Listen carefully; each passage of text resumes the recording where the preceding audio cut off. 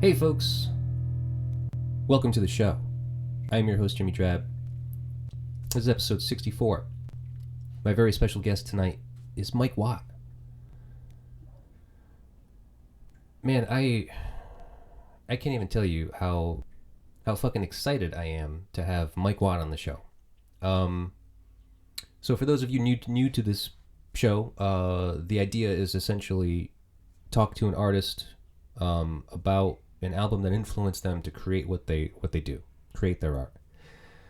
So this is a big one. I mean, even historically speaking, I mean the weight of Watt as the iconic punk rock musician that he was, that founded a legendary punk band, the Minutemen, and helped influence and inspire generations since, is it's pretty monumental. And to obviously discuss an album that is similarly influential and inspirational of generations is Richard Hell and the Voidoids' Blank Generation. So it's big. I'll tell you right now, I did not have enough time to prepare for this show. I had about 3 days, which is a third of the time that it takes me to prepare for one of these. So, I did the best that I could in the limited amount of time that I had. Watt is he's such a fucking hard person to talk to.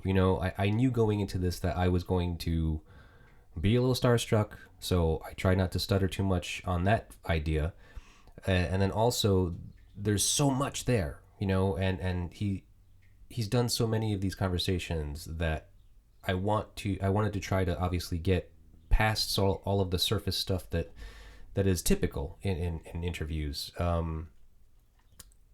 So it was a little tricky. And so some of the stuff, I mean, if you're a big fan and you've kind of gone over the history and watched the documentary and so forth and so on, some of it's going to seem a little redundant, but we get into it. We get into the album track by track, and I do what I do here as far as, trying to pull weird things kind of off kilter, or at least out of the ordinary questioning based on the material, based on the content of the record, and still have it apply to their life and their experience. So that, I feel, is the greatest part. And it's a great conversation anyway, because it's fucking Watt. He's just a fucking joy to listen to. We weren't able to do video because he only does audio interviews, and but if you could see me, you just see me fucking smiling throughout the whole time. Okay? So even though I may seem quiet, it's because I wanted to just let him speak. Okay? So, yeah, man, it's fucking great. Thank you for tuning in. All that we ask that you do here is please do all the things you do with the internet. Like, share, subscribe, comment, rate, review. Those things. Subscribe and the rating and review in particular, for a free service, because that's what podcasts are for the most part. They're usually free. And, I don't ask for money. I mean, I sell records, and if you want to buy my records, go to psychicstatic.net. I have a store in there. You can look through what I've got in my store, as well as a link to the eBay page where I also sell stuff there. And there's also different stuff in that store. So between the two of them, there's a lot of shit. So if you want to get some of that, it helps me out. Thank you very much. If not, the easy thing to do without spending any money, just simply subscribe. YouTube page, every other streaming media, whether it's Apple or Google or whatever you use. It helps us out, and I really, really appreciate it. So that's it. What you've been listening to is a song called Button Pusher, also off of the Scott Aicher EP. I don't know how you pronounce that. Aicher, Aicher, I don't know. It's by MSSV, a new project by Mike Brigetta that Mike Watt plays with, and they are currently on tour. If you're listening to this on Monday, March 14th, the tour has officially kicked off today in California, and they are doing 48 dates in 48 days. Punk as fuck. I encourage you to go to their website. Links will be provided in our show notes, and go get tickets. They will probably be in the city near you, so look it up. Thank you very much, folks. Enjoy the show.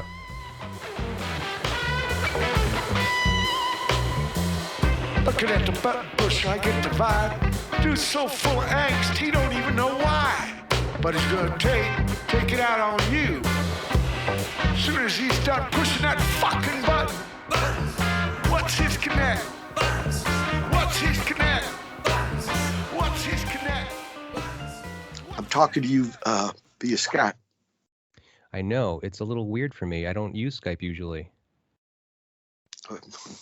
I hope it doesn't hurt too much.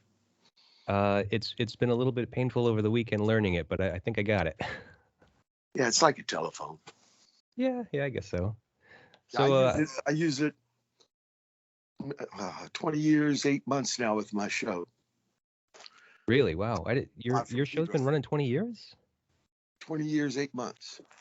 Wow. 1,167 editions. That's crazy. Congratulations. That's quite an achievement. And I use this to have guests on. I see that. Cool.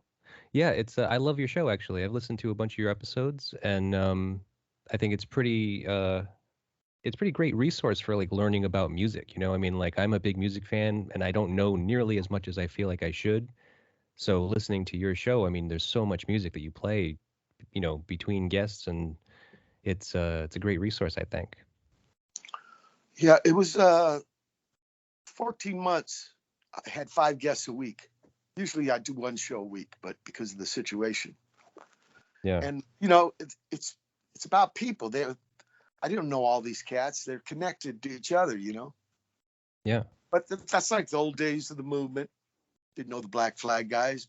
Met them handing out flyers for one of their first gigs, and they couldn't believe that there was a punk band in Pedro.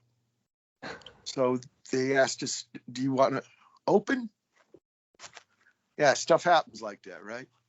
Yeah. SST 002. Right. That's amazing. It totally is. I got into music to be with D Boone, you know. We were boys, 12 years old, and I never imagined. We were very lucky, right place, right time. Right. So I was going to ask you about your show.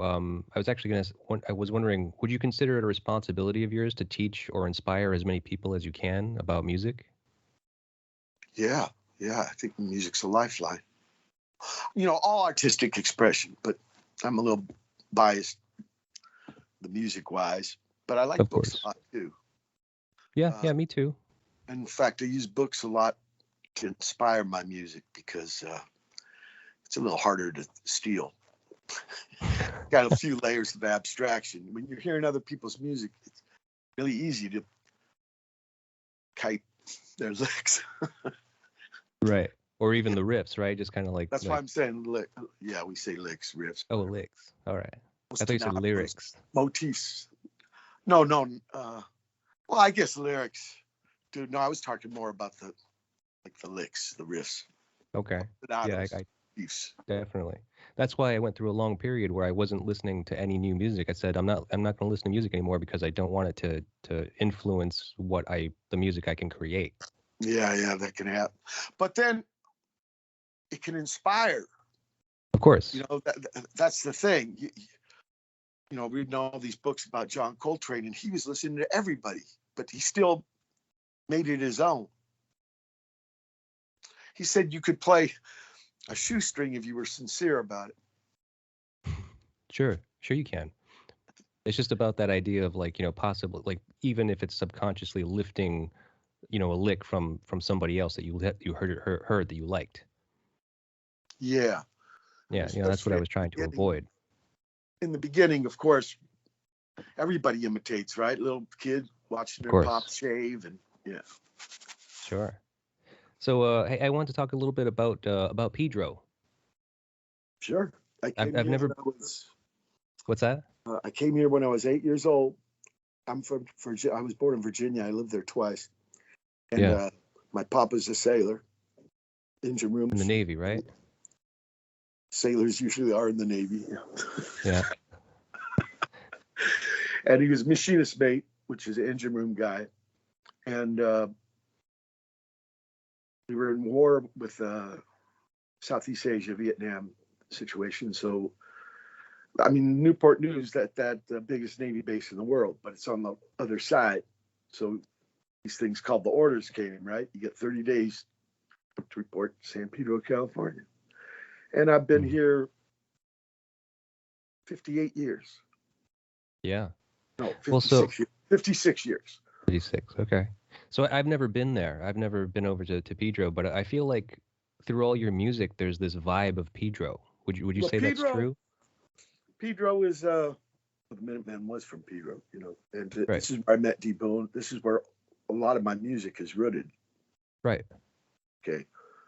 I remember cardinals, and honeysuckle, crab apples, sweaty summers, freezing winters, you know.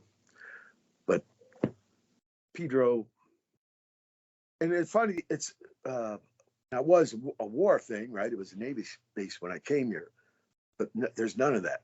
A little Coast Guard compound, but it is the biggest port in the United States. But it's for trade, right? Shipping and commerce, and for about 12 years I did kayak. So Oh yeah. I got that easy. It was too hard to get it from the boat, from the van to the water. So yeah, I was actually my own engine room. So, On the kayak, you mean?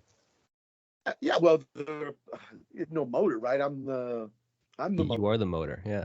Yeah, so I'm my own little personal, and it's very quiet. Sit really low to the water. It's a trippy experience. So there's a Pedro feel to the music.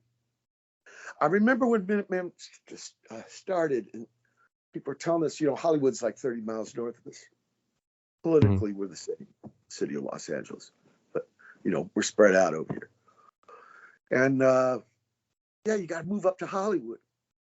Because in those days, that's where all the gigs was, right? Right. And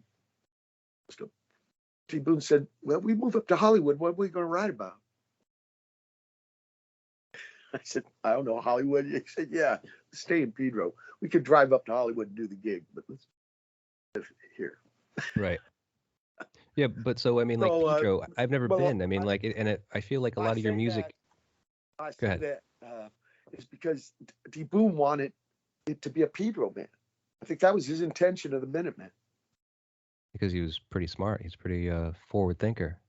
And yeah, and then here's the funny thing, you know, the guys we were meeting at the gigs, right? It'd be the same 100, 200 people every weekend. You didn't really know them, but you kind of knew them because you saw them, right? And right. Like, nobody knew about I ended up painting on my bass, Pedro. People thought that was my name was Pedro, you know, Spanish for Peter. Right. Yeah, I remember one of my first songs I wrote was called "Nobody Comes from Pedro." It was a weird kind of, it was sort of similar in a way to bass guitar during arena rock. In fact, when I look back at the whole movement, that's what it was about. It wasn't really a style of music. That was up to each band, each musician. I think the movement as a whole was an anti-arena rock. It was a trippy situation. The music was always in clubs. Right. You mean punk rock specifically? Yeah, I mean, without that movement, you wouldn't even know about the Minutemen. It'd be just me and D. Boone doing music with each other to be with each other. Right. Because of that movement, we got to, you know, records, play in front of people, you know, that kind of stuff. Write our own songs. You know, when we were kids, you just copied off records. No one in town, no one in Pedro we knew. Right. Their own songs. Very strange. Yeah. But what I wanted to say about the club thing, sure. I ended up helping the Stooges for 125 months. So I found out, finally the youngest guy in the band. And they told me about the 60s. And there was club music and little labels and garage bands, all that stuff that happened for us in the 70s. None of that was really new. Oh, yeah. It was new to us. There was a band up in the city called Black Humor. They had this one tune, lady screaming. She goes, "The only thing new is you finding out about it." And that's what it was, you know. Just didn't know for these. Because me and D. Boone, Georgie, were 13 in 1970. So our whole teen years is the 70s. And a lot of that, you know, before that, gigs were like promotion for record companies to sell records. Then it became an industry unto itself. Those first gigs, the first gig me and D. Boone saw together was T-Rex. And there's no merchandise. Real cheap, Hmm. $2.99 to get in. Yeah, because they wanted you to buy the records. That's what wasn't a thing unto itself. Live music got turned into this big dog and pony show, Nuremberg rally kind of shit. Right. And a lot of stuff gets lost in that. Yeah, yeah. There's Well, a Live Doors album. The guy at the end of the show is making fun of that, right? Take the escalator trip. And I mean, everybody knew it and stuff. But to me, that's what the movement, especially when I look back on it now at 64 years old, it was a reaction against the arena rock. yeah, yeah. It's funny, actually. I was just talking with Will Johnson, and he actually said that specifically because the album he chose was The Replacements' Let It Be, and for him, listening to that as a teenager in 1984 when it came out, that was his kind of turning point in his life, and that's exactly the way he determined that he wanted to live his career as a musician. Kind of following that influence of theirs, being like anti-establishment, anti-arena rock, anti-big hair MTV. Right. I mean, it was profound on us. And the reason I brought that up was because on another level, I had the same situation with the bass guitar. Found out that's where you put the retarded friend. It's like a right field in Little League.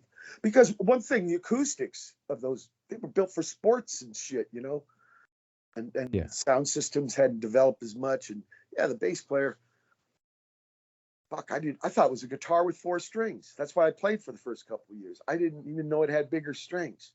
Right. You didn't know how to tune it. Lower. Baja, right? Bajo. Right. Bass in Spanish. Alto, upper. Yeah. This is Crazy. actually in Alto, California. Baja California is still part of Mexico.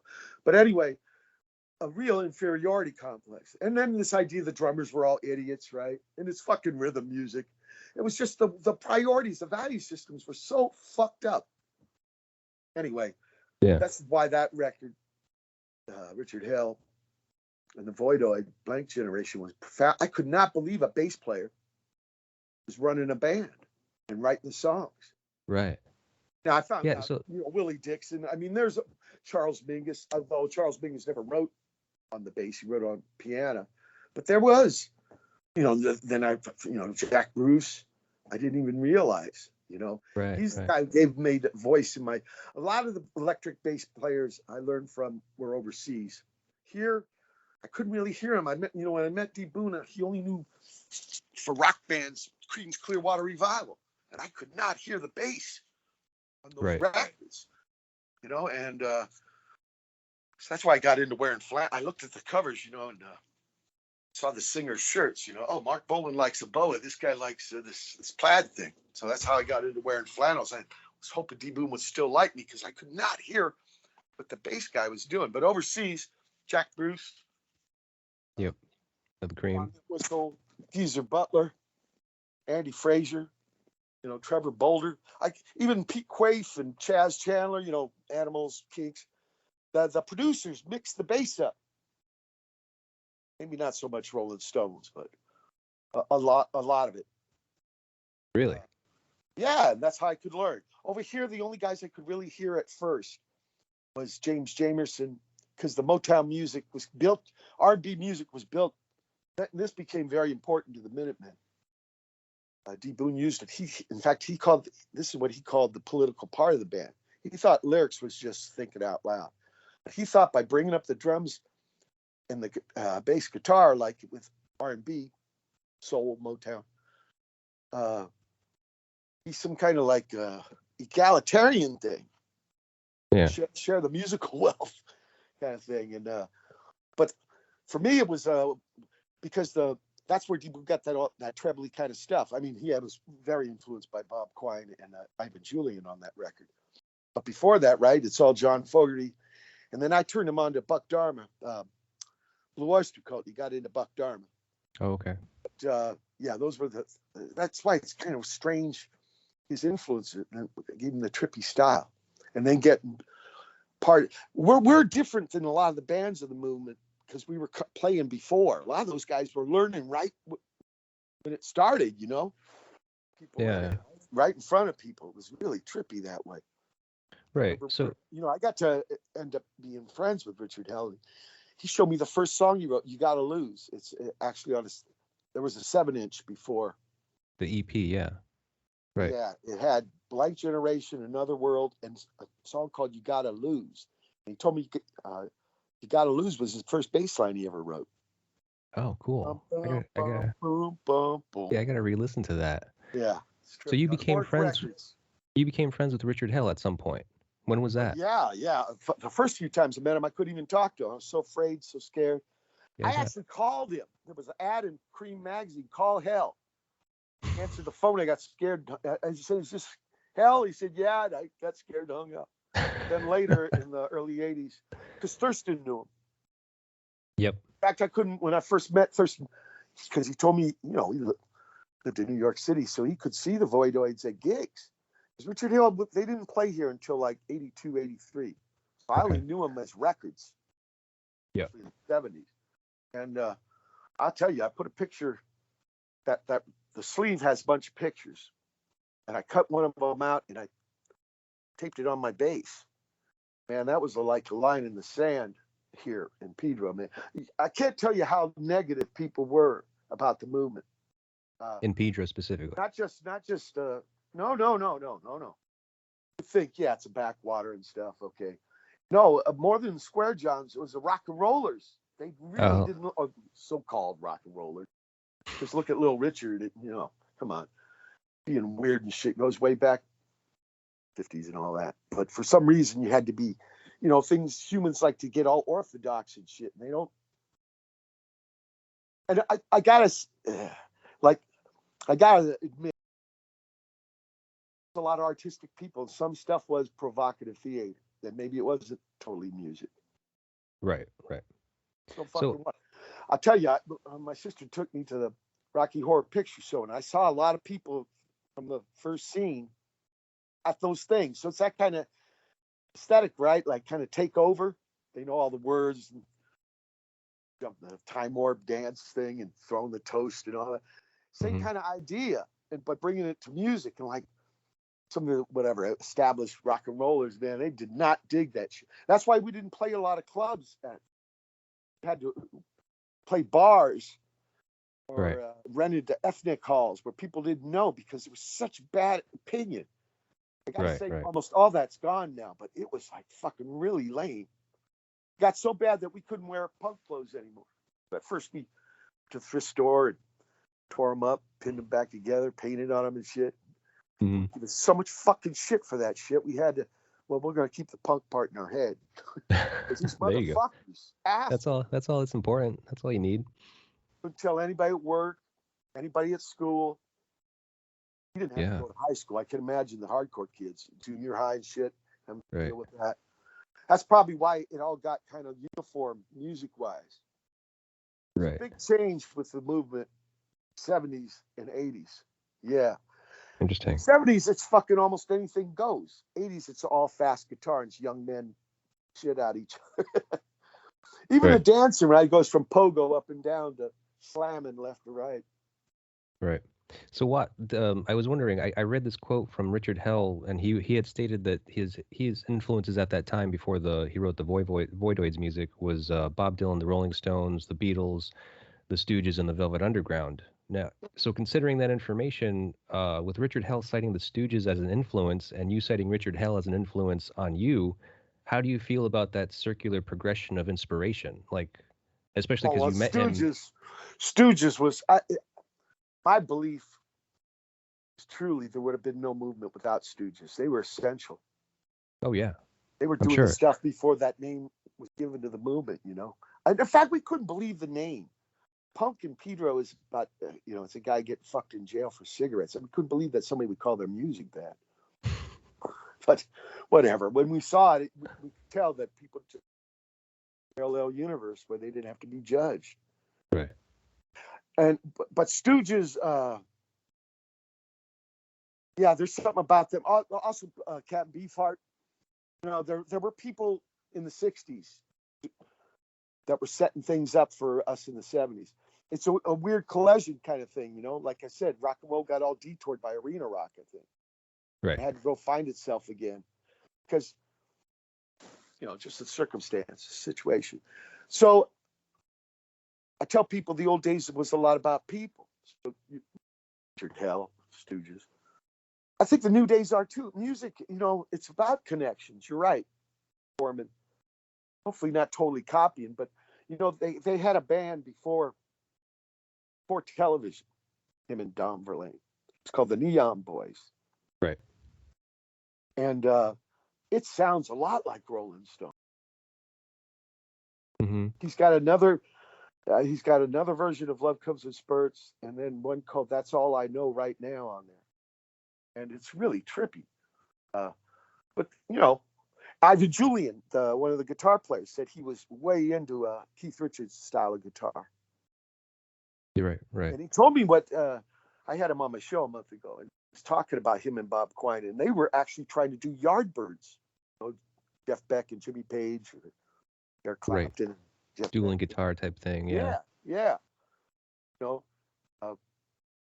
Richard Hell put them together. He's actually from Kentucky. Right. I saw that.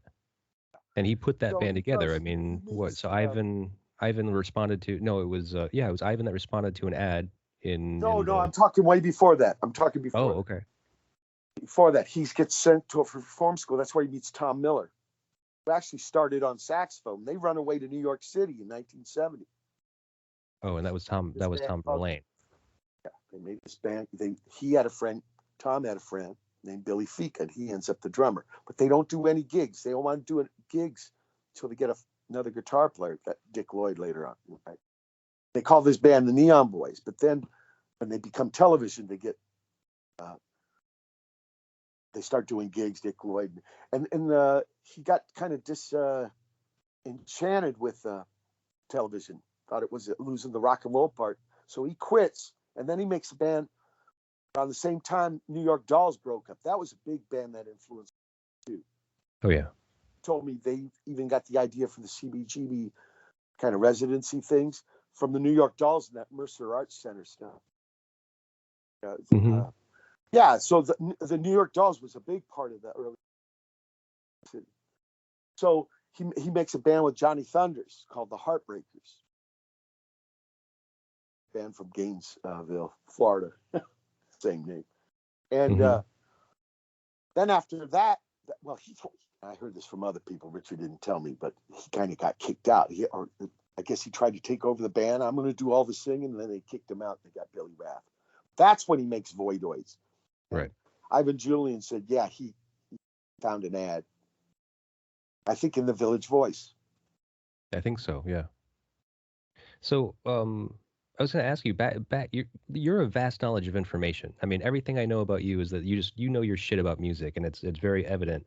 But back in '77, when you are first kind of experiencing this music, like the Richard Hell and the Voidoids album, Blank Generation, what was your intake like then? Like, how much music are you taking in, and how much research are you doing? 76 is when we graduated high school. 76 is when the television album comes out. I remember it was the same month as the Boston album. I'm looking at both covers. Okay. One is like a fucking Spaceship City guitar.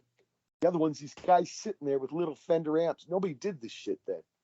Right. It was such a contrast. And then I did have the Patti Smith single where he's playing piano, and her version of Hey Joe, and the other side was Piss Factory. Right. He sang like her.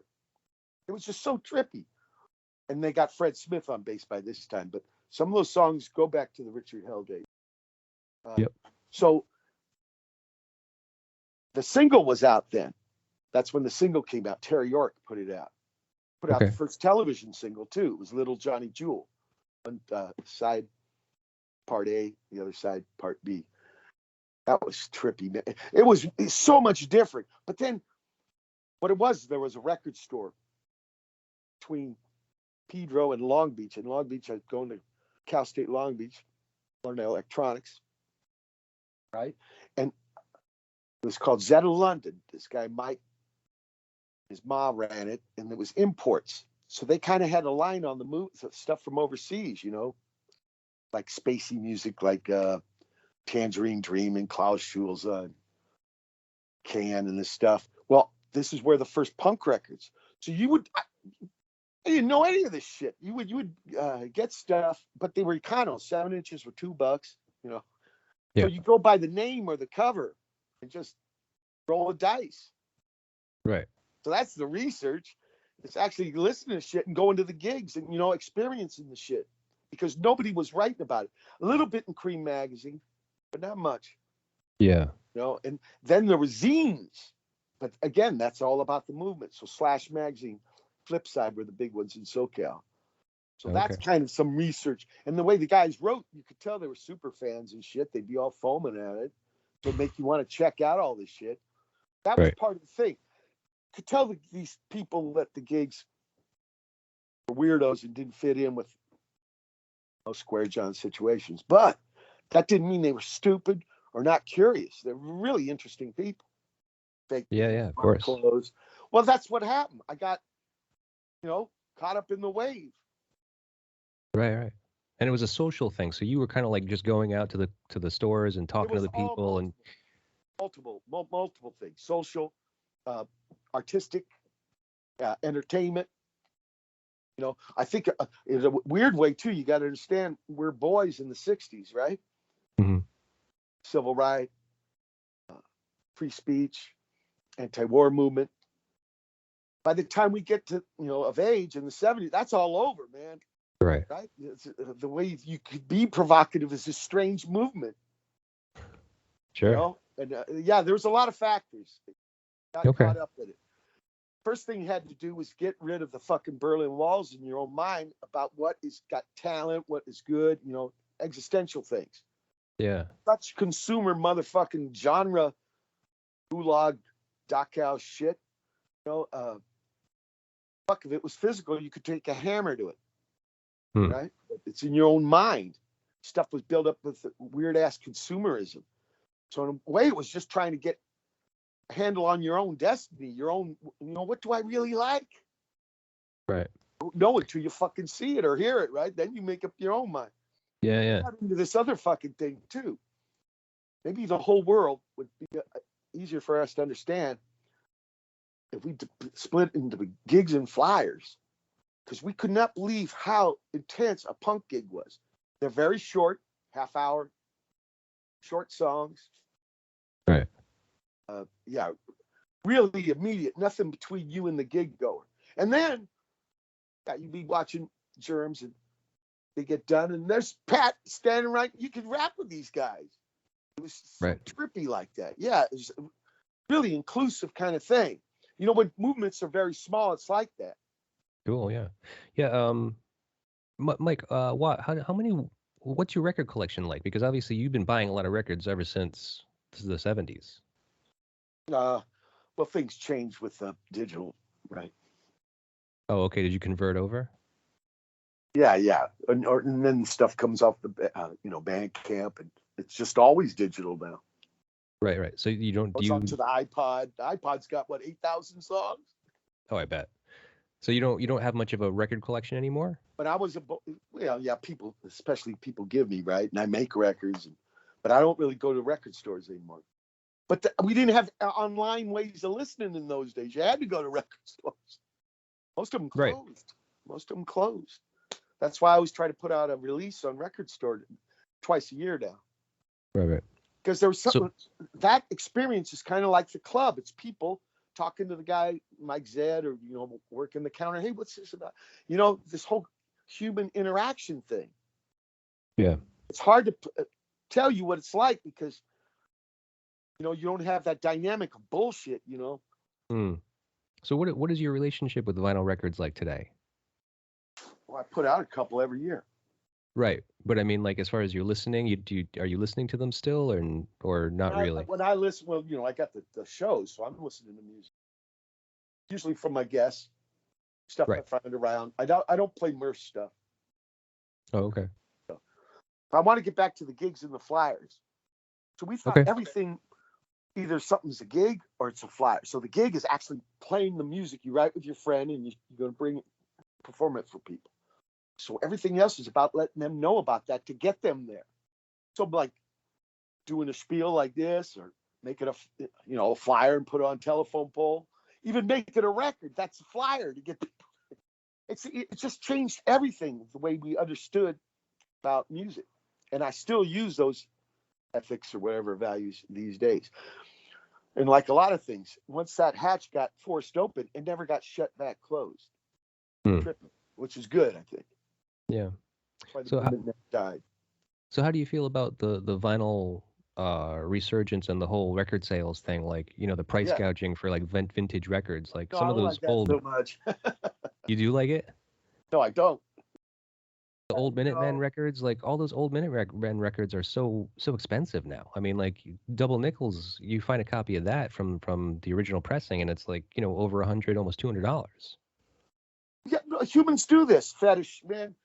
Talk to go to a guitar forum, and it's always the right gear, you know. Yeah. An old Fender, you know how much those fucking things go for? Oof. Yeah. Thousands. 56 P bass that I got for $200 back in the early 80s. That thing, imagine what it's worth. Humans do this. They fetishize stuff. And I don't think vinyl is, you know, a little different than that. They'll do it with whatever, Matchbox cars. With everything. I mean, everyone collects something, you know. They people make things more valuable than they ever really were. Right. And then that becomes a business unto itself. Right.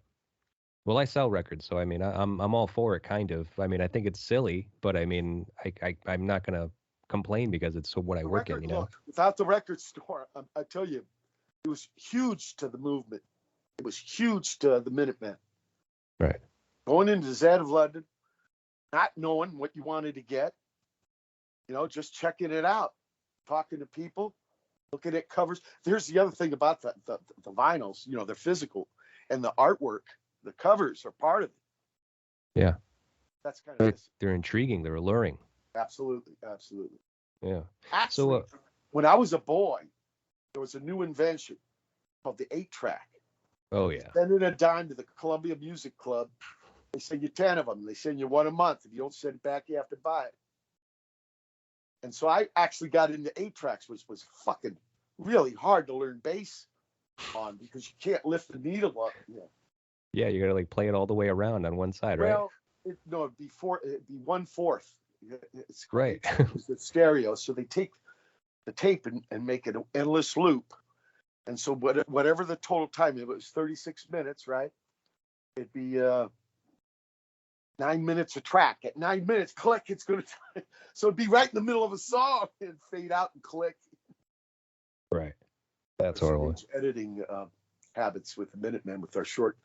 Actually, we got that short idea song from Wire Pink Flag. Oh, yeah. First album, yeah. That album had a huge impact on us. Yeah. Oh, yeah, I know that. People, if we use that format, not try to play like them, but use that format of the small stuff, people wouldn't know. Because we were embarrassed that we knew Creedence and Blue Oyster Cult, you know, because these other cats were such inspiring us, like the Urinals. Urinals didn't even know. I think they drew straws who was going to play what. Yeah. So organic, you know. Yeah, we love this idea. The movement, you know. Right. It wasn't the style as much. That was up to each group. But this idea of just, you know, being artists. Right. So while I am a bass player too, so I wanted to ask you a little bit about bass. Was that the first? Let me say one more thing about the flyer. Sure. The idea of the records is flyers. Yeah. How so? More than that. At my age now, no, they're documents.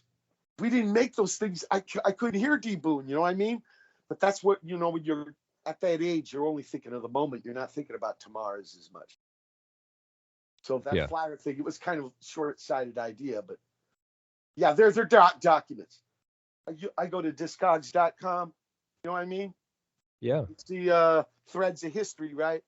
Sure. Okay, ask me about bass. Sure. So bass, I'm pretty sure that's the first instrument you played, or am I wrong? No, D Boon's mom put me on the bass. She wanted, the first day I went to his house, she played guitar when she was young. So she had D Boon. We learned from this hippie guy, Roy Mendez Lopez, who lived in his car.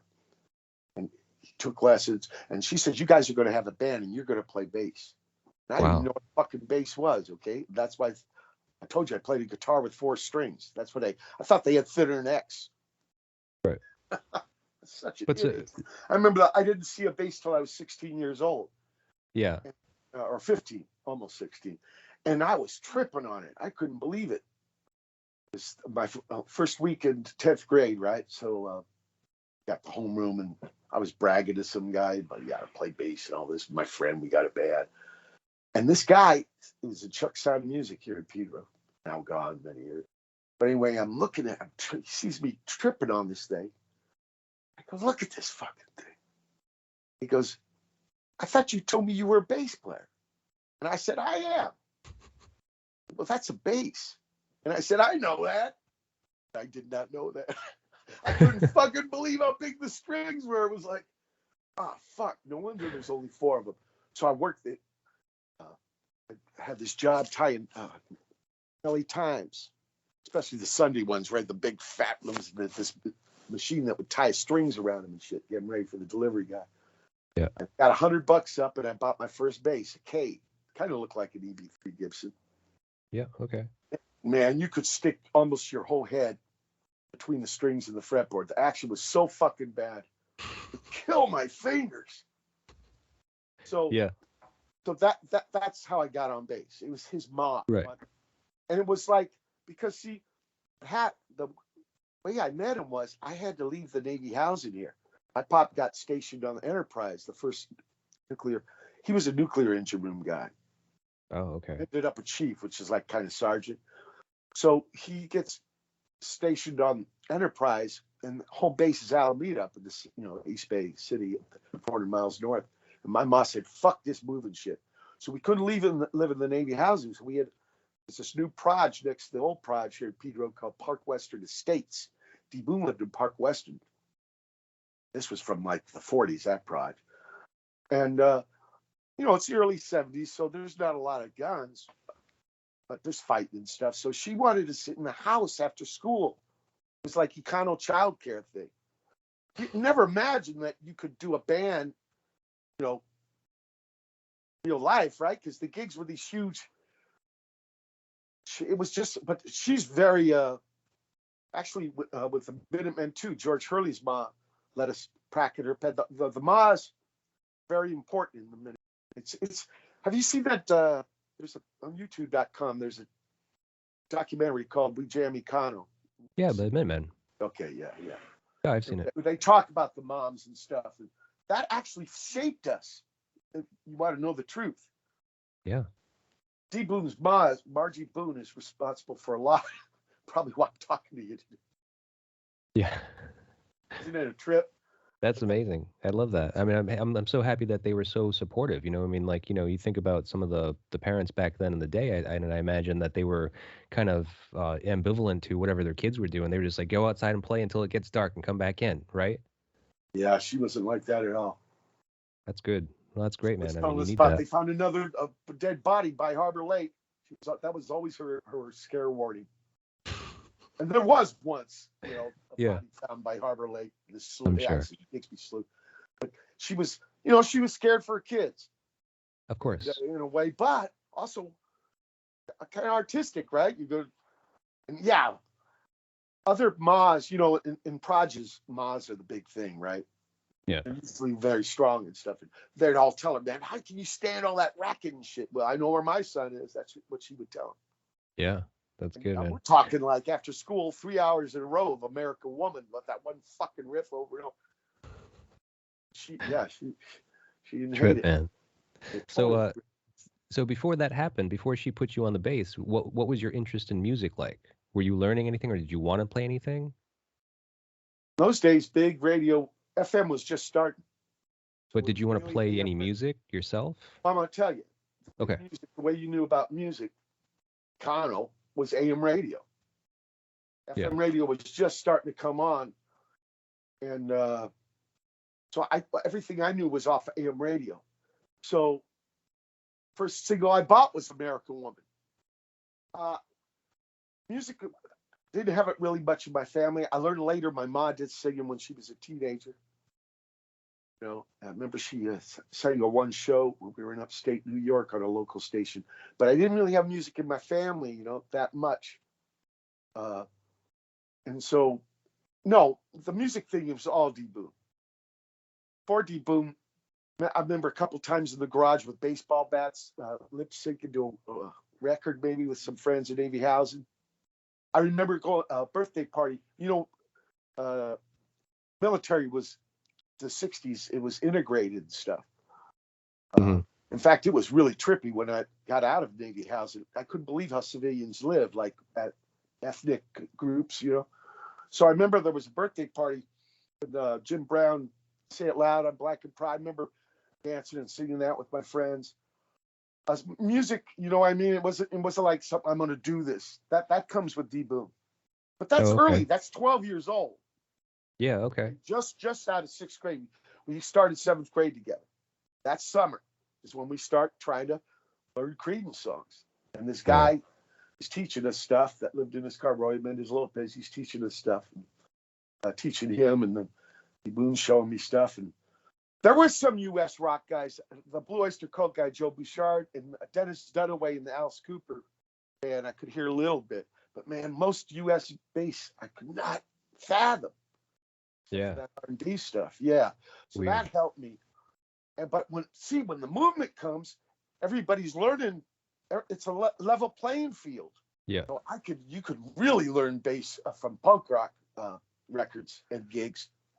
Yeah. People, go. Yeah, I'm learning from, you know, here I've been copying records and shit. I'm learning off Lorna Doone. A lot of the Hollywood bands, you know, the 70s punk bands had women in them, and a lot of them were bass players. And I was learning by watching these. But I had already been playing with D-Boon and stuff, you know. But this is when we're first writing songs. We had a band before the Minutemen called the Reactionaries. So that's where I write my first songs. As a teenager, I only wrote one song. It's called Mr. Bass, King of Outer Space. And I can't remember it exactly, but it was something about doing a bass solo and blowing the rest of the band off the stage. I had issues. You know, I didn't understand about bass. But then, you know, I am so grateful D-Boon's mom put me on bass. It is just I don't even go to 5 strings. There's so much to learn on this month. And the politics are really beautiful. You look good, making the rest of the band look good. Yeah. Love that. Interesting. Hey, speaking about punk, right? So I found this quote from Craig Leon. He was one of the producers of, what was it? I think the EP for Richard Hell, right? Yeah, I think... yeah, I think he produced the first Ramones album. Okay, well, so there's this quote. Joey's brother puts on this lymphoma benefit, and he had me and Clem Burt be the rhythm section to celebrate the 40th anniversary, and I met that guy. Oh, okay. Peter Chrome. Clem came to my pad Peter for 3 weeks. We cracked the fuck out of that thing. It was kind of hard to learn. Like Stooges, very simple, but you got to really learn it, man. Yeah, man, you got to feel it. You got to feel that rhythm. Yeah. All these chord changes aren't going to help you. You know, you got to really get at the heart of those songs. But anyway, what did he say? So Quine, he says Quine brought an element of New York to the whole thing that wasn't punk, but it became punk because it was so out there. And he looked like a guy who was a university professor or something, and he had that mentality. He was a really soft-spoken, coherent kind of guy. He wasn't like anyone's image of a rock and roller. He was a lawyer. Was he a legitimate lawyer? I got to record one time with them. Right. Joanna, Visions of Joanna Friezat. And he told me he's actually from Cleveland, Akron, Ohio. He taped every Cleveland Velvet Underground gig. Like 23, 28 gigs. They're infamous cassette tapes. But he ended up a lawyer. He told me the first guy he saw play electric guitar was Buddy Holly. Oh, wow. And weird, that was the year I was born, 1957, Sputnik. So crazy. Look, punk had all these weird kind of things. Right. So what my question is, what is punk for you? What was it for you then, and what is it for you now? Like I said, a parallel universe. Yeah. Then, how do you feel about it? It's a state of mind. It was not a style of music. Right. I agree with that completely. But so what about now? What it meant for me back then. That's what it means for me now. Same thing. Yeah, it didn't change. it's more developed thinking. Like I said, I brought in this idea. Hey, it was a reaction to arena rock. Didn't come out of anywhere, you know. Yeah. Wade was trying to find Little Richard and Jerry Lee Lewis, old rock and roll. Yeah. You know what happened to rock and roll, right? Pat Boone sells way more Tutti Fruities than Little Richard. Well, his yeah, version was for the bedroom, and Pat Boone's was for the living room. Believe that. So that's what it is. The only thing new is you finding out about it. You know? That's punk to me. You know, that's punk. Yeah. It's not a certain haircut or a certain. So if those people were fooled by that, Bob Quine, to me, totally fit in. Because I would agree. People, especially the rock and rollers of when the movement was first starting, were caught up into this cartoon image of one thing. Right. Bullshit. It was everybody had their own version. Right. Which is why it didn't die. No fucking new wave, right? Yeah. Right, but there still is punk. All right. They wanted to kill punk with new wave, right? That was the thing from the industry. Then they tried to kill it with something called alternative. That's gone too. All this semantic. In fact, who uses that word? I told people not to use that word. These fucking right-wing idiots now use that word. What's alternative to sound? Silence? I mean, it's insane. But some of that shit, because they couldn't deal with that. They thought punk was a turnoff, just the word. Because it used to have a bad reputation, you know. Right, like you were saying. It became a whole thing, you know, a living organism. Labels, zines, touring in the van, all this shit, you know. Right. That to me is punk.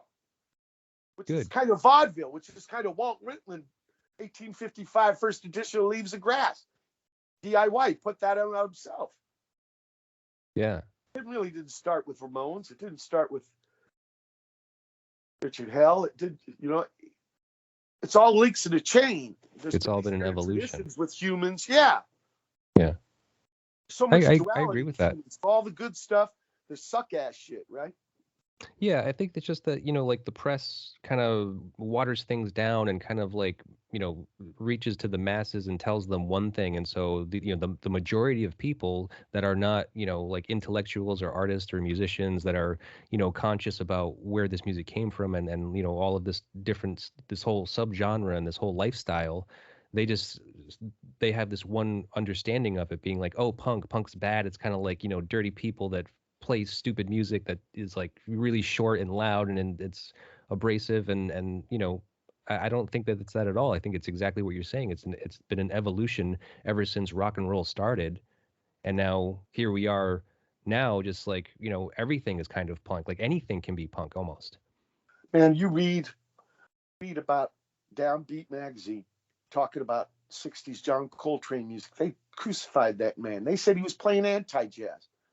Yeah. That last interview he did with Frank Kosky, you know, he doesn't give it back. He laughs. He goes, "What got us was like they tried to act like we didn't know what we were doing."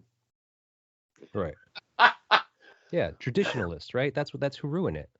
People that think like, oh no, this is a certain thing. The big joke is Thelonious Monk would never have won the Thelonious Monk contest. Right? They want to put the shit in a glass box. Yeah. Right? And have people charge admission so they can stare at these. It's weird. Humans, they embrace all this innovation and stuff, but just for a little bit, and everything else is jive and heresy. Right. As soon as someone starts to turn it a little bit, being like, well, yeah, this is jazz, but if I do this to it now everyone else is freaking out and saying that's not jazz anymore, but it's just part of the evolution. Called it anti-jazz. Right. So weird. Fucking assholes. So can you imagine what, you know, this is a man who did like 10, 12 hours practice a day. Imagine a garage band. Yeah. But the Stooges told me this shit happened to them. Oh, I'm sure it did. You know, and I think probably all humanity had this shit. There's the people, you know, a friend of mine in Japan said, you know, the nail that sticks up gets hammered down. Yeah, well, you know, I mean, heads and no one taking responsibility, no one taking any risks, especially with artistic expression. Right. So what we should get into this record. I wanted to talk with you about the record Richard Hell and the Voidoids, Blank Generation. Yeah. I was gonna try to ask you like at least one question per song. Yeah. So all of my spiel I'm telling you is kind of connected with this. oh, I'm sure it is. I mean, it's from it this absolutely period, is. right? I get it in '77, right when it came out. I was ready for it because the 7-inch, right? So I'm ready for this album, and the album just blew me away. So the first song is "Love Comes in Spurts." I was a child who wanted all of so wild, though tired of slow motion, but played with devotion, baby, sang with devotion, just a whole other notion. I was 14 and a half, and it wasn't no oh no, it hurt. And I knew the song. I knew the Heartbreakers. It blew me away, man. The guitar playing was so wild, but also his bass playing was so trippy. Yeah. What did you think about that? Because like that Really recording, trippy. I mean, like, because you got the bass doing one thing. So if you're honing in on the bass, trying to hear what the bass man's doing, Oh well, there's. but then you got the in two that guitars song, right? on either speaker, right? You got the Right. But there's this weird intro, right? It's kind of Chuck Berry, and this is one thing that's the duality about Bob Quine. He is, if Ivan's channeling Keith, Bob Quine's kind of channeling Chuck Berry. You know, and Johnny Thunders was a lot about Chuck Berry, right? Right. He also. But anyway, there's this weird intro. And that's the other side, right? Of the Blank Generation. Right. And the bass is like boom, boom, boom, boom. It's so bizarre. It goes into It is. You know, Right. But Takeoff, I found out later that Jack Kerouac, the Beat Generation, he's kind of making a satire of, but I learned that years later. Right. Okay. Love Comes in Spurts. To me, that was them really taking on this New York Dolls with this wild ass guitar playing.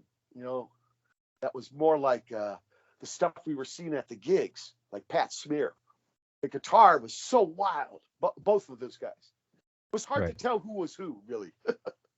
Cool. All right, so you actually already answered my question. You already kind of like covered what I was going to get to. The first song, right? Oh, here's the other thing: the singing. Yeah. Okay. Yeah, it sounded like a cartoon. He told me about. See, in the old days, to get a copyright, you'd have to have something called a lead sheet. So you'd hire a piano player, and then you'd sing them the song, and they'd write out a manuscript, right? They'd file that with the copyright. He said when he did that, the piano player started laughing. He says, "You're not singing any notes." This is Richard Hell told me years later. Yeah. I remember hearing the thing. Yeah, you know, and like I couldn't see them, right? He wouldn't play here until '83 or something. Bob Quine wasn't even in that band at the time. Drummer too. Yeah, Marky goes to the Ramones. But anyway, that singing was so wild. Like he really meant it, man. He really fucking wanted you to believe every word, blow your fucking mind. Sure. Right. Well, he was a poet too. Wrestling, in vaudeville, selling it. He sold it, man. Mm-hmm. He sold it. That was such balls out way of singing, balls out way of playing guitar. Yeah. And all right. So hear D Boon, not copying them, but it was like, man, it was the Geo for the guitar, man. It was wild ass. Yeah. All right. Pat Smear was the only guy. A lot of guys. It was funny about punk, the Hollywood bands in the '70s. A lot of them, it was like them playing acoustic guitar, but they were electric guitars, but they strummed all 6 strings. Nobody did that in Rita Rock kind of stuff, you know? Yeah. Dharma didn't do that. John Fogerty didn't. Yeah, where you strum all the strings. That was trippy. All right. But anyway, that song was like, was just a trip. It was a mind blow. It was like Vast open the hatch, and then what's after that? Betrayal Takes Two. Liars Beware. Liars Beware. Oh yeah, that one too.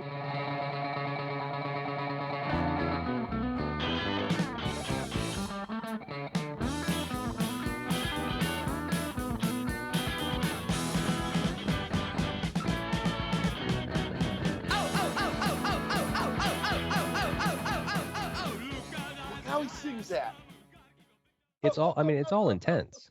Yeah. Super intense. The guitar lick is almost like saxophone. Later on, when Pettibone turns me on to John Coltrane, and I'm here, I actually thought John Coltrane was a punk rocker. I didn't know he was dead. I didn't know jazz at all, you know, because of Navy housing and shit. Yeah. And first thing I heard was Ascension. Okay. It was weird, like this saxophone kind of thing mixed with like a country western. It was just this whole thing of being liberated out of genre. You know, it was like everything they heard, they put into their songs. Right. Really crazy. And then it was village music at authority figures, like I was telling you about us being kids in the 60s. Yeah. Lives Beware. He's talking about all those fucking assholes, right? Well, actually, that's kind of what I was figuring. Like, I was listening to the song, and it sounds like young punk's take, a young punk's take on attempted exploitation from business execs. Yeah, something like that. Yeah, something like that. Yeah. Shit. Yeah. So what's your experience with big business been? Big business. Oh, come on. It's duplicit like a lot. I mean, I was on Columbia, the oldest record, right? 1888. Yeah. Black cylinders. Columbia Records. Not too indie of a company. 11 years with SST. But I always look, autonomy, right? Like in the old days. Yeah. If we were doing this, I'd probably have to use a payphone. AT&T. Right. Not too indie of a company, right? But if they don't jump on the line, I don't hang up on them. Yeah. So that's the way I look at them. You just have to, like on the freeway, right? Yeah. The limousine goes by, the Volkswagen goes by, as long as they don't jump in my window and grab the fucking steering wheel, stay in their lanes, right? That's the way I look at it, you know. So how was it being on SST? Being, that was a young little company starting up, like. Yeah. It taught me everything I know. It gave me a lot of stuff to know about when I went to Columbia. I was very well prepared. Oh, okay. That's great. I never made any demos. My contract, was all artistically free. Just turned in finished masters, no suits in the Columbia people. I have no horror stories from those 14 years, and it's because of the 11 years with SST. Oh, okay, cool. I never tied on puppet string. These guys up here crying and shit. If they wanted to be part of it, now they got all sour grapes and shit. They should have protected themselves. Right. Well, they didn't know any better. You had the experience. You were taught young. Yeah. I was also lucky. Yeah, being in the right place, right time. I see. All right. So, New Pleasure was the next song.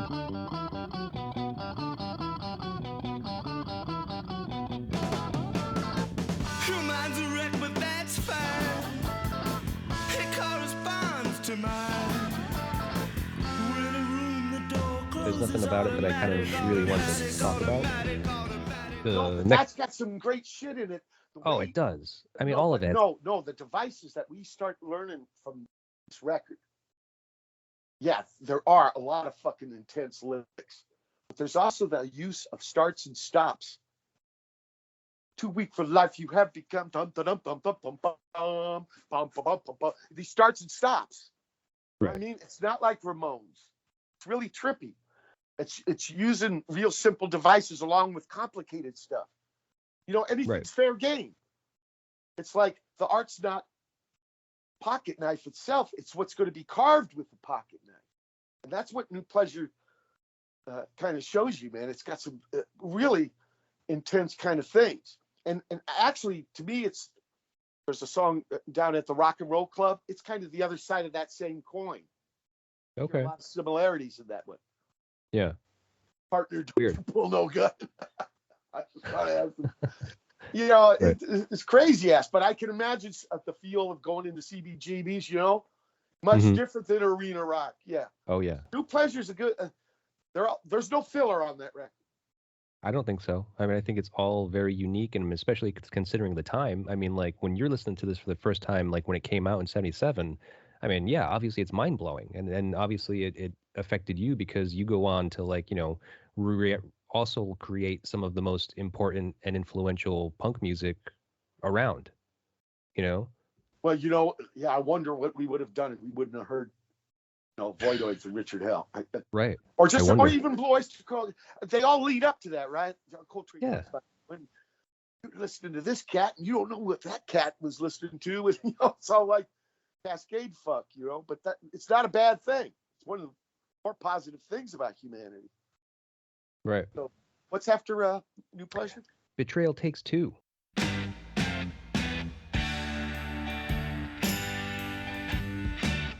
Betrayal takes two.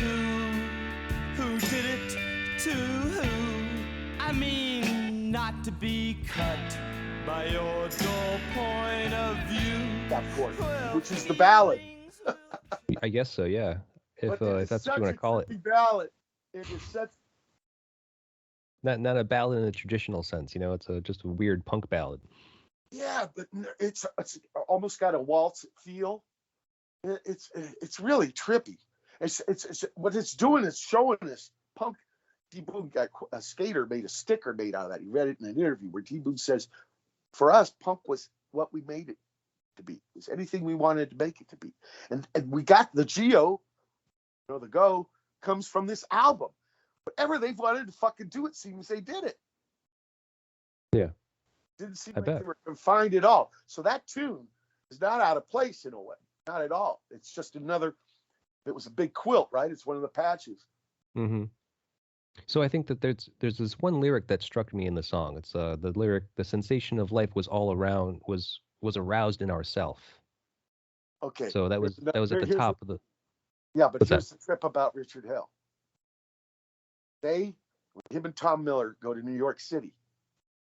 Their first goal wasn't to be musicians. To be They poets. wanted to be poets. Right.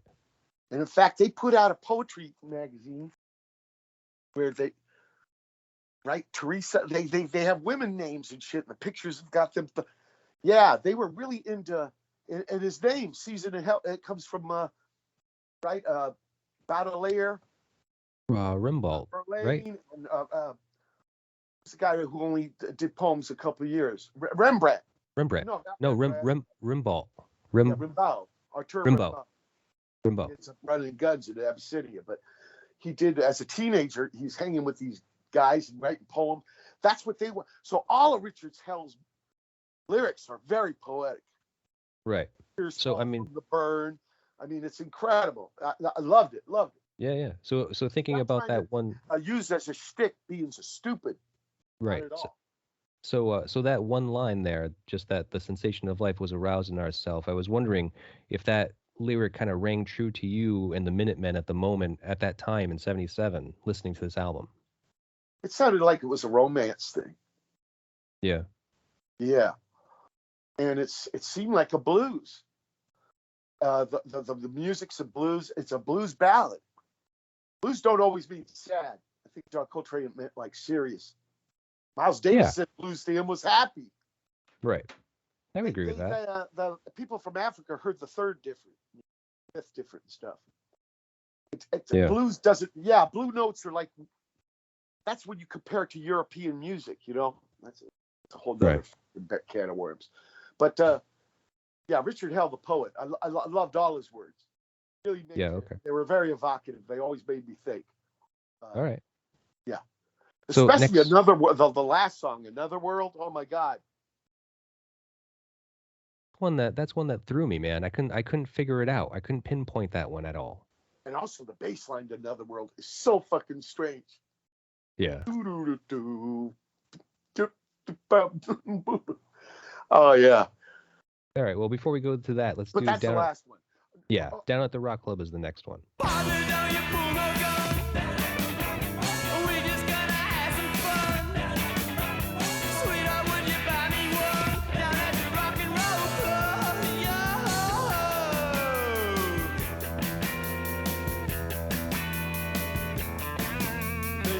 Right. To me, that's like, yeah.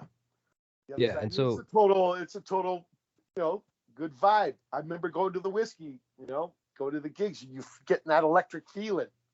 Around people you don't know, but you kind of do know. Yeah. And so right. And this song is like the epitome of rock and roll, punk culture. So it makes me wonder, like, you've played so many shows, so many stages. Do you prefer the big stage or the small club? Of course, club. Yeah, because you're still playing the clubs like every night. How often do you play? Well, we've had this situation for 2 years. So just that's starting true. to get back. 2 weeks, I start a 48 gig, 48-day tour. Oh yeah, Call with it a tour more than MSSV. a month. Call a tour more than a month. It'll be my 67th tour. I've been doing this for 40 years. But we're talking about 1977. When I heard that song was the soundtrack of my life. Going to on the weekend, working all week. Some of these jobs, $1.65 an hour, $1.20 an hour. Yeah, Toronto, man. of So course. there was something about going to the gig, man. Going to these crazy ass music, talking to these crazy ass people. Loved it. Very inspiring. That sounds great. So the next song is Who Says.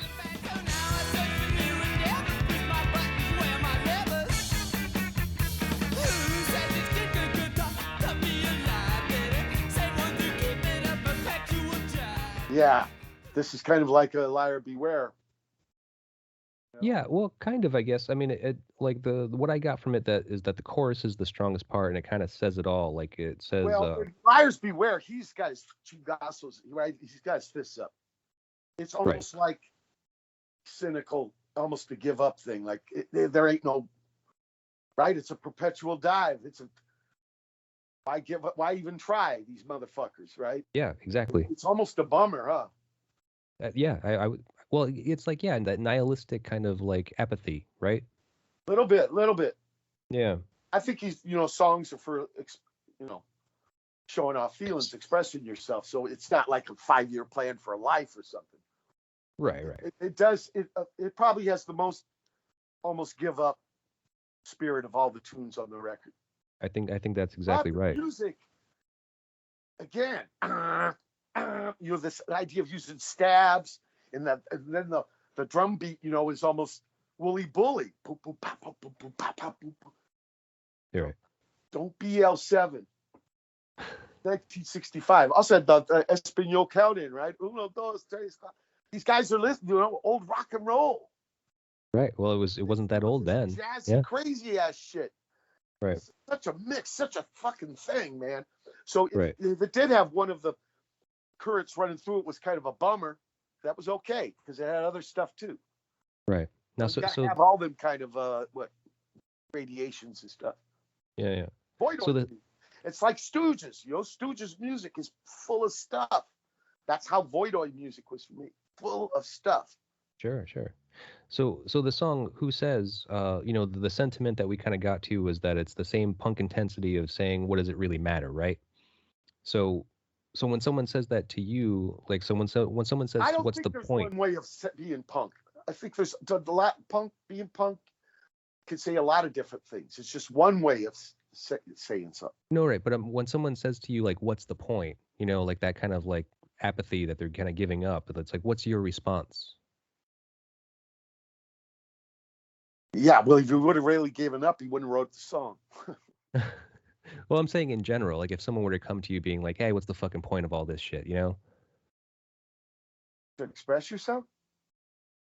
Well, I told you, music for me was very personal. It was to be with D Boon. Right. So I was very focused. I knew exactly what I was. I wasn't really trying to service a lifestyle or something.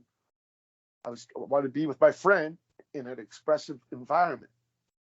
And it seemed this movement was the most open in this, and also very inspiring. Voidoids is inspiring. When I hear Voidoids, I want to make a band. I want to write a song. He wrote that. Right. I want to write something. That's what it did to me. Lightning rod, Yeah. But I just think like, there are depressed people in the world, right? And I think that, when like Richard Hell wrote this, let's just say that maybe that was coming from a depressed type of perspective. An album I really like? It's very fucking down. It's called Berlin by Lou Reed. Oh my God, that's freaking crazy. The kids, the bed. Yeah, oh my God. I love that record. These aren't instructions for 5-year plans, They're emotional expressions. Right. So, that, yeah, some of them are really but why do I like it? I don't really like bummer things. That's just the way Jack Bruce is on some of them songs. But yeah. And fucking it was produced by oh fuck, what's his name? The guy from he does I Don't Like It All. Yeah, he did some Alice Cooper and Alice Cooper. Kiss. Yes, Ezrin, It's that's right. weird about that, right? A work comes out and it hits you. You don't exactly know why. So if you start quantitizing it, things don't make a lot of sense. Right. Right, okay. I am a positive, optimistic person, but sometimes I like a bummered out thing. Not because it is a bummer, it just seems that it went with it. That's what the artist did.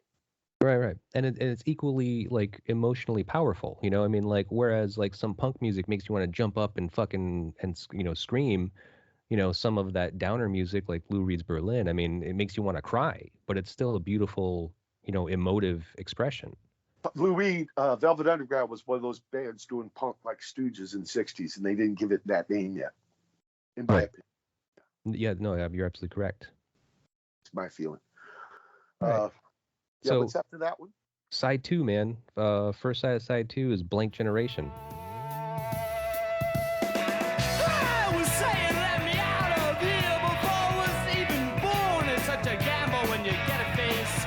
It's fascinating to observe what the mirror does, but when I die, it's for the wall that I've set a place. I belong to the blank generation, and I can take it or leave it each time. Yeah, because I already talked about Black Generation with that weird intro, remember? And it's Yeah. kind of if there's a song called The Beat Generation, Jack Kerouac, I guess for booze, money, and shit, would read his poems over Steve Allen playing piano and shit. You ever heard that? No, I'm not sure. I don't think so. Yeah, there is. You can find it on youtube.com. All right. And you can actually hear that melody line.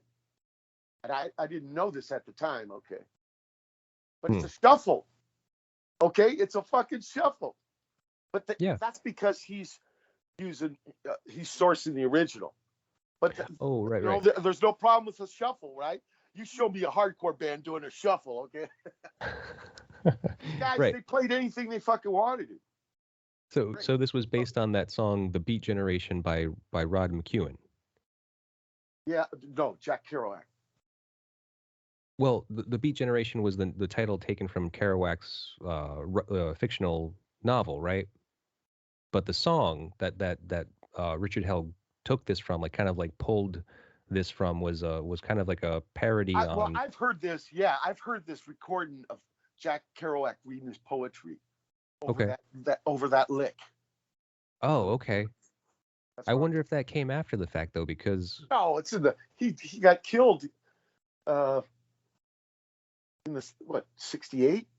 Was it? I don't know. Jack Kerouac died. Yeah, he died young. The alcohol, Oh, okay. Weird. All right. A day. All right. Well, and I tell you, Tom Miller, Richard Meyer, they were at first poets. Poetry is really big in their life. Right. And it's in the Voidoids big time. Right. So I read a quote, or at least I read a quote from Richard Hell saying that essentially, I'm going to paraphrase it, that he wrote Blank Generation kind of in the hopes of writing a song like My Generation by The Who, making some kind of like classic generational thing. Did you ever intend to write something that would be a classic, or just try to catch them as it comes? Oh, yeah, my diary entries. But no music? I always have to start songs with titles. Like, nobody I know does that. But it gives me focus. If you look at the cover, he's opening his jacket. I love it. And you make me, right? And it's a blank. Right.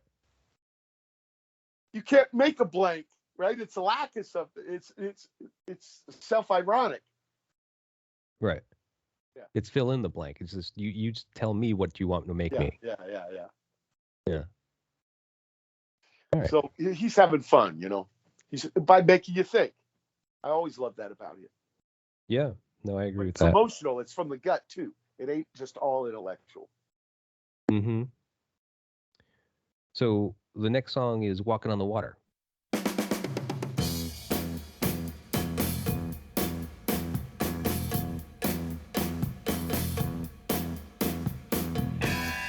Late last night, I went for a walk down by the river. That's the Creedence cover. It's Creedence, and it's a special Creedence song. I don't know how well you know Creedence, but like I said, boom. Yeah. You're in the boat with Watt. You're going to hear Creedence. You're going to get all 6 fucking albums in order. Okay. I'm way into that fucking band because it's a connect with D Boon. You know. Yeah. That's the only song. John Fogerty wrote all the original music except for one. You know, it was his older brother's band. He stole his older brother's. Well, he didn't steal, but He took it over. it's a whole thing. Yeah, God, reading books on that stuff. What a nightmare. But Tom Fogerty wrote that song. That's a trippy song. That's the only song he wrote for Creedence. Oh, okay. They started off as a backup band. Tom was going to be a solo singer. Yeah, the Blue Velvets, the Gollywogs. Yeah. Yeah. All right. Fogerty So did this blow your mind? He started producing all the records. It's a one-man show. Okay. They're only 68 to 70 as a recording band. They do 6 albums. Fuck Mardi Gras. I don't like that one.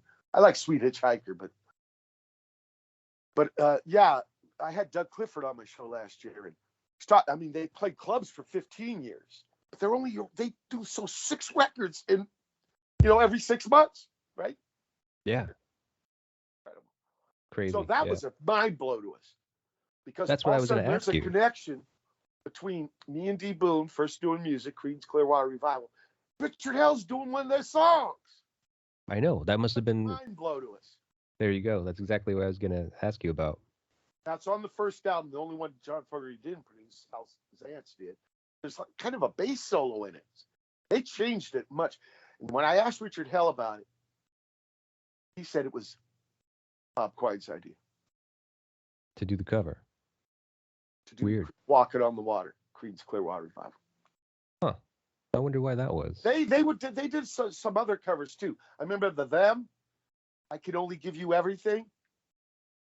Yeah. They do that song. Yeah, they did a couple other covers, but that one is just so trippy. And D Boon too, man. D Boon was so inspired. On the back of the cover, you see Bob Quine with his Stratocaster. He went to Shinhard Center and got one exactly like that. Of course, he asked me to spray paint all over it, so it wasn't black and white. But yeah, he was really inspired by that stuff. And then the Creedence thing. The only thing that would have been a bigger mind blow if they would have had also a BOC cover on there. Yeah, right. Crazy, man. All right, look, I got one more question for you in relation to the record. Okay. So next song is The Plan.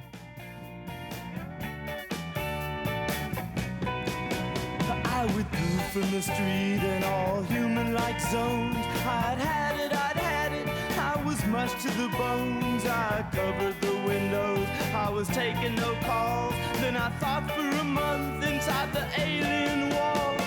Now I know, they don't tell you so. Now I know, they don't tell you so. Now I know, they don't Just tell insane you so. lyrics. Yeah. This guy is going to make his, father his own sex child. Well, that's not the way I took it. So I took it. The girl is my lover. The plan, right? He gets this lady to have a baby with him. Yeah, exactly. But we were serious too. But secretly smile behind us. He's having fun. Okay, the plan, and then the music. It's like trippy. All these arpeggiated 50s type of thing. Yeah. It's what Duke of Earl, get a job. So let's see. So the plan. You kind of hit the nail on the head. I think I grasped that story. It's kind of like it's kind of essentially a traditional story. Boy meets girl, they fall in love, they have a baby, and then the mother dies. And that was their plan. That's like no mother dies. This was the plan. This was set up before she was going to leave. She was only going to be temporary. That's my take. The lyrics really closely, like near the last couple of verses. It basically he's saying that the mother passes away, and so now he's left with the child. And so I don't think he meant love that child as in like love that little girl like a lover. I think he meant it like you love your child, like if you have a kid. That's not my take on it at all. Okay. Total comedy thing, coming up with this plan to make the perfect lover. Right. and he's making fun of that shit. Like Roxy Music had a song called Every Home a Heartache or some shit. It's about a blow-up doll, right? Okay. That sounds familiar. For Your Pleasure, the last one with Brian Eno. Yep. Right? My breath is inside you. I blew up your body. Now you blew my mind. Yeah, it's about a fuck. I think it's a, yeah, punk is like this. The movement was all about mixing different emotions together. You could have funny and serious at the same time. Right. They did that a lot. Sure. I would have. The second Blue Oyster Cult album was called Tyranny Mutation, and there was a sticker the record company put on it, and it said Black Humor. So really? I was a teenager, so I asked my mother, Ma, what's black humor? She goes, Michael Watt, read Joseph Heller's Catch-22. So I did. It's so funny, but it ain't really funny. No, that's black humor. There you go. Dear Osarian. So that's the plan to me. Okay. Okay. It's totally weird and sick, but not like he's like a G.G. Allen guy celebrating it. He's just, it's right. It's like Edgar Allan Poe, right? He got all criticized. Can't have a sad ending, right? The guy gets away with murder. He walls that guy up. You're not supposed to let that. What was it called? There was code in Hollywood. You couldn't show suicides. And, the bad guy couldn't win at the end. Edgar Allan Poe, he had an essay on this called The Imp of Perverse. Okay. Your mind won't check out every possibility. Doesn't mean you believe in it. Right. No, I know. It's a twist of the knife at the end of the song. It's kind of like that weird turn that you weren't expecting kind of thing. Yeah. Well, after the first listen for me, I got an opinion on it. Maybe I'm totally. I never asked Richard Hill about it. Okay. Well, so in 1977, what was your plan? About what? About just like get married and stuff. Not just even just your life. Like, did you have a plan in 1977? Like, I mean, you're 77. I wanted to do music with D Boon. Right. So by that point, you're like, I want to be in a band. I got D Boon. Not by that point. I started at 12 years old. No, we didn't. Told you, music didn't seem like it could be a career when we were 12 and stuff. It was just something to do. Right. There was a movement, and you could do gigs. That didn't mean you could still do a life. It had to be one or the other. The Minutemen. You're right. But that's like by 1985, right? So that's 8 years after this record. Right. Minutemen always had day jobs. We never made enough money. Firehose got to reap in some of the benefit. Punk wasn't even movement wasn't even part of college radio yet. If you looked at a college, I used to call up for SST stations. They have Journey and shit. These guys wanted to be corporate pawns. There was no open radio at college radio in the early. It was REM that brought that. Right. Early 70s and early 80s. You don't know what a fucking desolate place the movement was because of all the fucking assholes judging you and shit and try to destroy it, try to kill it in the cradle. Right. So you never had any notion that you could do this as a means to support yourself. But it's what I can do with my buddy. So when you when the Minutemen are touring and stuff like that back then in the late 70s, early 80s, I mean, No. Minutemen's first tours in 1980 with Black Flag, U.S. and Europe. First time we went to Europe too. Oh, okay. 1983. So that's coming up. Before that, out-of-town gig was the city, right? 400 miles north, or San Diego, 120 miles south. But where you get in the van, the Black Flags, we learned by actually being in the van, all 10 of us in one van. Yeah. Now, so it was like a trip, like an adventure. Right. And I remember one time D Boon said, "Man, people pay for this and call them vacations." That's true. We stopped at every Civil War battlefield, every Revolutionary battlefield, all the museums. We loved it, man. Right. Which is funny because if you read the interviews with rock and rollers, they hated it and shit. Drudgery and that wasn't our take on it at all. We loved touring. And you didn't find it hard? Like, I mean, like, especially with punk not having been a big thing at that time, you guys are kind of paving the way for everybody in the future. So, I mean, like the gigs that you were doing, it was like for few handfuls of people, like across the Look, I country, gotta right? tell you, Black Flag built the circuit that everybody's still touring on. Right. Chuck Dukowski's phone book, yeah, he put all them, and they did 3-4 month tours, 100 gig tours. They don't get any credit, man. It's trippy. They're the ones who built the thing. We learned from them. Well, you were riding along with them. I mean, so you were there. Yeah, but they put it together. We learned from them. Right. But it was hard, wasn't it? Like as far as just like, make What enough about money to working get in a salt mine? Jesus. Barons, everything's relative, okay? Right, right. Some shit is way harder. Sponge diver, oh my God. Wearing lead shoes with a big hard hat on, and you're down. There's a lot of hard gigs. Right. So I don't know I don't know if those gigs compare to that. Okay. Yeah. It's a different perspective. Like I mean, pop 8 decks down in a nuclear engine room where bottoms of his shoes are sticking to the deck. right. Yeah, that's hard. Nightmare. He's I already guess it's 120 I guess it's all degrees. I guess it's all how you look at it. Because I mean, like, It is. You got to keep I'm your perspective. right. I'm a little Look, there's the O word, opportunity, and there's the B word, burden. You get to choose, okay? And we saw it as opportunity. okay. Everything's got some toll, some tithe. Right. I agree. I mean, I just Pick your fights, right? Pick your fights. right, right. I dig your perspective, man. I mean, like, hey, I'm an admirer of you. I think that you're amazing. I think your career's been amazing. I think that this mentality that you have, obviously, to kind of like look at that opportunity as opposed to that burden, it's inspiring, man. And so, thank you. Well, Thank you. because we were with these guys that were like-minded. Like I said, we were part of a movement. Yeah, it's like a whole The reason family. we sounded different. We thought that was the point. They said anarchy. It wasn't like Jamnicano. It's not a slogan. It's a way of all this variety, man. When you went and got those a lot of those bands, man, like Richard Hell, right? Didn't see him for years. We only knew them as music, as records. Then the guys you met as people, like up at the gigs in Hollywood, or you're in the boat with them, like Black Flag, Whisker Du, Meat Puppets. Mhm. These guys were very right. There would have been no double nickels on the dime without Zed Arcade. That totally inspired. We had an album done. Then they came to town, did a double album. Hey, we should do one too. We wrote all these songs so we could make one. Yeah, this thing was kind of feeding off each other thing. Of course, that was part of the dealio. I remember Joey Ramone talking to him at like a stadium gig or something.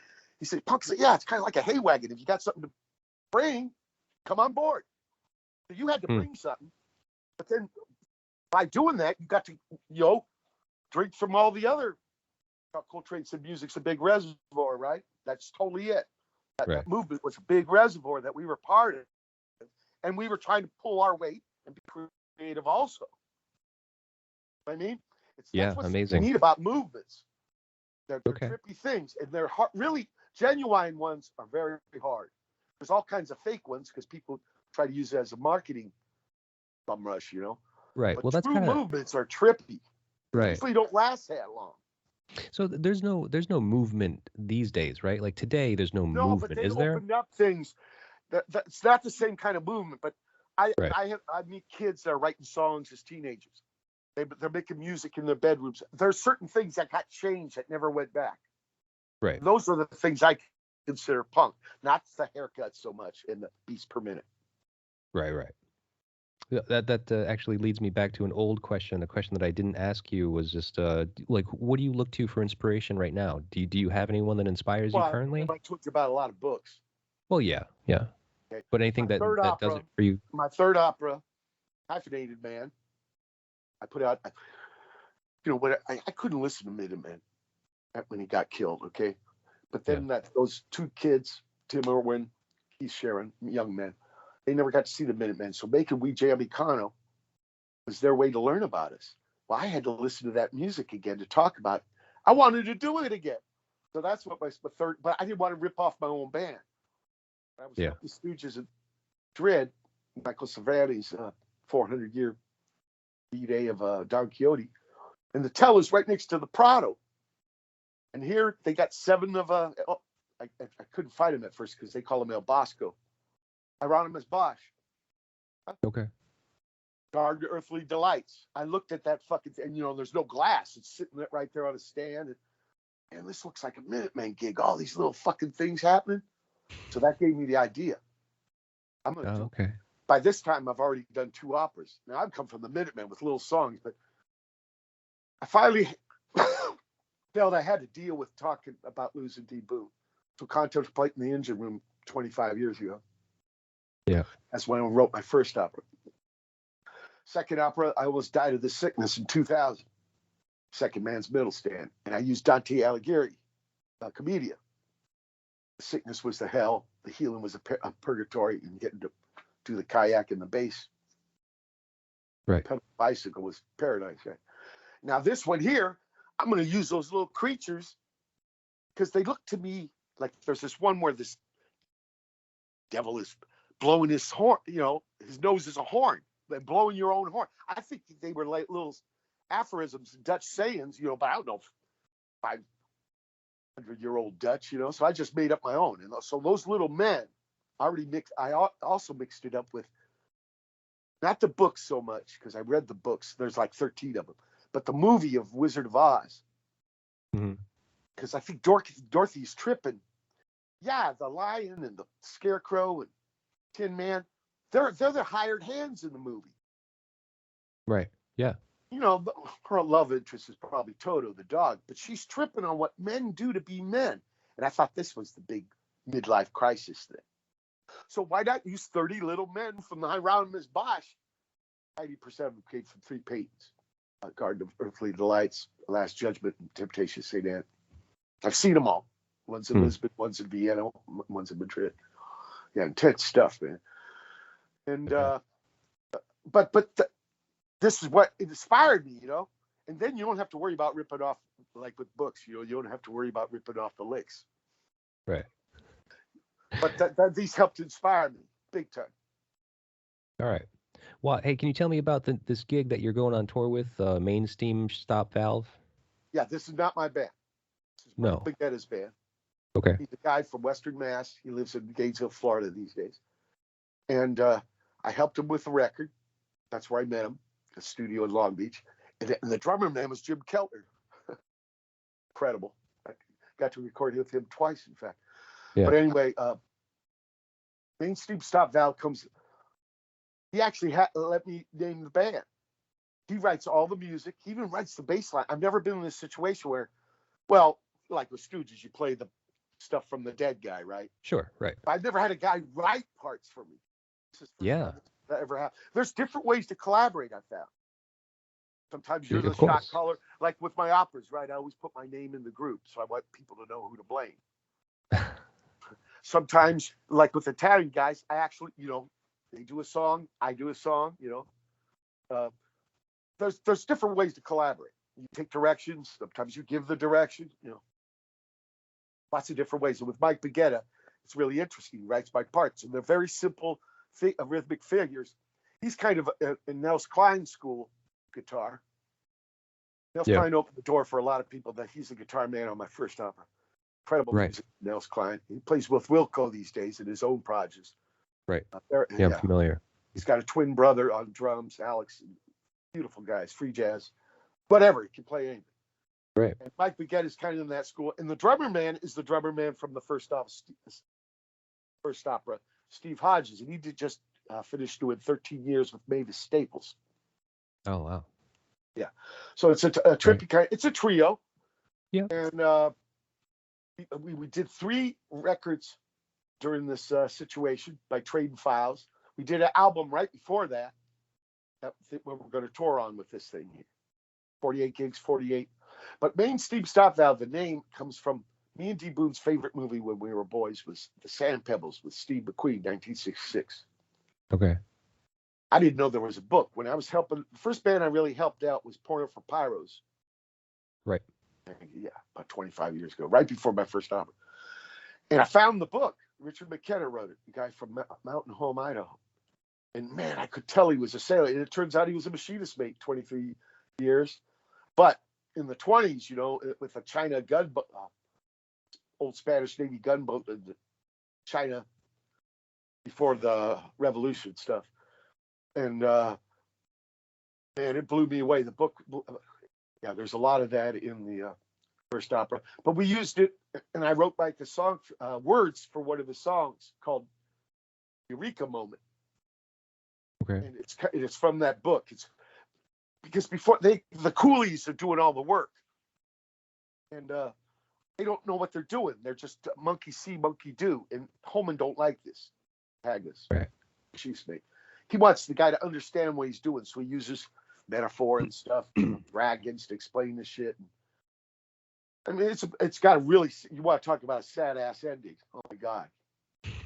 I recommend both the book. Steve McQueen, one of my favorite actors. And, yeah. But they're different. Hollywood fucked up the ending. The book ending is. They always do, man. Yeah, they always do. Yeah. But Steve McQueen is still good. Yeah. There's a redeeming factor. And stuff. But that's where the name comes from. The actor who plays Pohan, the coolie, Mako, he makes them stop wow, you know. Because it comes to him when Holman makes the breakthrough, you know, and he gets it. He understands that steam is a way of, you know, transferring energy. Right. Yeah. So, you know, why not give the guy the theory? Because, you know, I know why they didn't want it, because they didn't want him to have any power and be slaves. Knowledge is power. Right. So that's what this project is. It's to help Mike Baguetta. Okay. Well, because you guys are going on tour, doing the entire country. 2 weeks from today. Right. And the closest you're going to come to me is April 4th at the Middle East. Okay. That's kind of. Do you know if that's Massachusetts? Yeah. Do you know if that's upstairs or downstairs you're playing? Yeah, it used to be a bowling alley or something downstairs. Right, but now I it's have a no big. idea. I played there a few times, but mostly I played next door something called TT the Bears. Oh yeah. Right. Actually, it's Cambridge, right? It's not really Cambridge. Yeah, people kind of just use it in, you know. Well, there's little neighborhoods, just like here. So, yeah. It's technically Cambridge, yeah. People say Boston just because it's easy. The metro area. I would say the Boston metro area. There you go. All right, man. Well, hey, you know, I wish you best of luck on tour. He asked to do a Minutemen cover of June 16th from Double Nickel on the Dime, so we will be playing that. Oh, sweet. That sounds great, man. Yeah. Well, I hope. Here's the other thing. He's like 20 years younger. Oh, really? This is how I know the punk movement. Look, the last tour, I brought a drummer that was 40 years younger than me. That never happened in the old days. Right. This is a really good positive thing that came from the movement. Yeah, and also rock and rollers got old. How old are the Stones? They're 70s. Oof, yeah, I think so. It used to be always sold as a youth music. Now it's just music, which is good. Right. So there's no problem with me playing with the guy who's 20 years younger. No, of course not. He's the shot caller. It's not like you're having sex. You're playing music. I got to tell you, in the old days, people think you're perverts or some weirdo. It's fucked up. Right. And that's where we lost the whole thing of mentors, right? The jazz guys had that. The blues guys had that. But rock and roll couldn't have that until now. And that's one of the positive results, in my opinion, of the movement. Right. Cool, man. Hey, well, listen. I think we've done it here as far as covering this album is concerned, and I just want you to know that it's been an honor. Here's the other thing, Another World. It fades out on him coughing. That is such a crazy way to end. Right. Really, really slow fade, and then down to the last ride. He's beaten off. I mean, not literally. But, right. I never have. That's something that, yes, we'll ask him in the future, next time you see him. He just turned 70. He wrote me from Barcelona on his birthday. Beautiful guy, big inspiration to me. Yeah, no, I know. And it's been great speaking about this record with you and kind of getting your perspective on it. And I really thank you for taking the time, man. It's been an honor speaking with you. Oh, right back. Really. I mean, Jimmy, so kind. And not asking me, surface stuff, deep stuff. Thank you so much. I try, man. I try. Thank you. It's the least I can do for you taking the time. Okay. Take it easy, brother. All right. Thanks, Watt.